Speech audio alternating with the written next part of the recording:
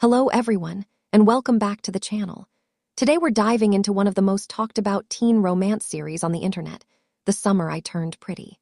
As the final season arrives, emotions are running high, fans are debating every scene, and social media is buzzing nonstop. Adding fuel to the conversation, respected film and TV writer Erin Churchman has shared her review of the show's final chapter, and her thoughts are sparking serious discussion. So what worked, what didn't, and why this finale matters so much? Let's break it down. Erin Churchman praises the final season for staying emotionally honest and true to the heart of Jenny Han's original story. According to her review, the show continues to excel at capturing the complicated emotions of growing up: first love, heartbreak, insecurity, and the fear of change. The series doesn't just tell a romance story. It reflects a moment in life when everything feels intense, fragile, and unforgettable. Churchman highlights the performances as one of the season's biggest strengths. Lola Tung's portrayal of Belly shows a more mature, conflicted young woman struggling to make adult decisions while still carrying teenage vulnerability. Christopher Briney and Gavin Kazalgna also receive praise for bringing emotional depth to the love triangle that has kept fans divided for years.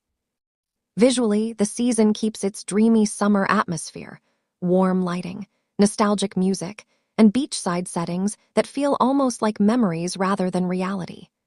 Churchman notes that this aesthetic continues to give the show its signature charm, making viewers feel emotionally connected even during quieter moments. However, the review also points out a few weaknesses. Some storylines feel slightly rushed as the series works toward its ending. A few emotional beats could have benefited from more time to breathe, especially when resolving long-standing conflicts between characters. Still, Churchman believes these minor flaws don't overshadow the emotional payoff of the finale. Online reactions have been explosive. Fans are sharing tears, theories, and passionate debates about who Belly truly belongs with. The hashtag related to the show has trended across platforms, proving once again how deeply this series has connected with its audience. For many viewers, The Summer I Turned Pretty isn't just entertainment. It's a reflection of their own memories of young love and growing pains. Churchman also emphasizes how the series helped redefine teen romance for streaming audiences. By mixing emotional realism with cinematic beauty, the show created a binge-worthy experience that resonated worldwide. In the end, Erin Churchman's review suggests that The Summer I Turned Pretty delivers a heartfelt, satisfying farewell, even if it's bittersweet. It reminds us why we fell in love with these characters in the first place, and why letting go can be just as powerful as falling in love. So, what did you think of the final season? Did it live up to your expectations? Let us know in the comments, and don't forget to like, subscribe, and hit the notification bell for more entertainment updates. Film and TV writer Erin Churchman reviews the final season of The Summer I Turned Pretty, the hit teen romance that's taken the internet by storm. For what could have been just another mediocre teen romance series, watched obsessively and forgotten a week later, it is clear that The Summer I Turned Pretty has made an impact. The first series came out when I was 17, and I immediately started watching it as my TikTok filled with videos about this teen love triangle, featuring Belly Lola Tung, torn between two brothers, Conrad, Christopher Briney, and Jeremiah, Gavin Kazalgna. I hadn't read the books but was aware they were written by Jenny Han, the author of To All the Boys I've Loved Before, a personal favorite of mine. However, like most people, I went into it not expecting much, maybe just some melodramatic teen drama and cheesy romance. Long story short, I binge-watched the first series in one day, bawling my eyes out in the final episode as Phoebe Bridgers' funeral soundtracked. And so, as 20-year-old me recently watched the final episode of Series 3, and admittedly embarrassingly cried again as Bridgers' Scott Street played in its final scene, it felt like quite a full-circle moment. Of course, I was not alone in this. The wide-reaching influence and emotional investment in this show has been impossible to miss. While the recent news of a movie sequel being in production has left many of us relieved that it is not quite over yet, just how effectively has the series drawn this chapter of Belly's life to a close, particularly in response to fan pressure?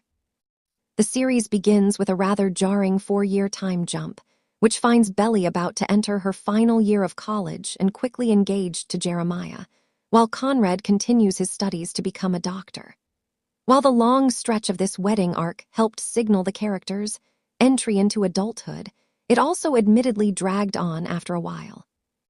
This could also be attributed to the series' new characters, Taylor's mom, Lucinda, Kristen Connolly, and Belly's brother Stevens, Sean Kaufman, co-worker Denise, Isabella Briggs, arguably diverting from the central plot.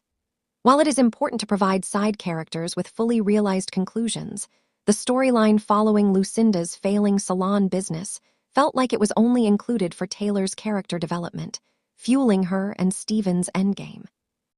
That being said, Denise was arguably a very strong addition, her dry humor and chemistry with the other characters adding a fresh perspective that I believe was necessary, even if her coupling with Jeremiah in the end felt out of character. This wedding arc, however, did provide the standout episode 5, entitled Last Dance, told from Conrad's point of view as he grapples with his unrelenting feelings for Belly. During which, he helps her with wedding preparation, while Jeremiah is away, who only interrupts the episode in a now infamous scene where he lectures Belly over the phone about the wedding cake, stressing the importance of raspberry coulis and cacao beans. However, my favorite part of the series was the final 3 episodes, where we get to see Belly finally move to Paris after the wedding is canceled, and develop on her own, ultimately making her a much more likable character.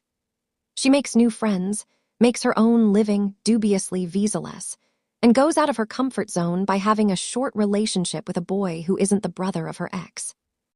However, it is the super-length finale that stands out, where Conrad makes a surprise appearance a year into her Paris life. With only limited parts of the episode showing the other characters back home, the episode is dedicated completely to Belly and Conrad's continued chemistry, and the catharsis of them finally getting together, making the series' slow burn worth it. Belly beautifully narrates her realization of feelings, that she is still the same girl she used to be before she moved to Paris, and even before the summer she turned pretty. All this time I wanted to believe I changed, but I am still her, and despite all her mistakes, I have to believe she is still worthy of love. I still love her, and I still love him. I have brown hair and brown eyes, and I will always love Conrad Fisher.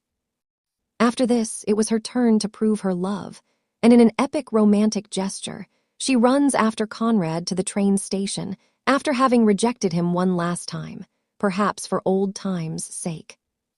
In conclusion, I believe Series 3 has offered a positive ending to the summer I turned pretty, returning to some of the romantic giddiness I associate with Series 1, while also providing emotionally complex and succinct endings to these characters we have grown to love, and sometimes hate in equal measure.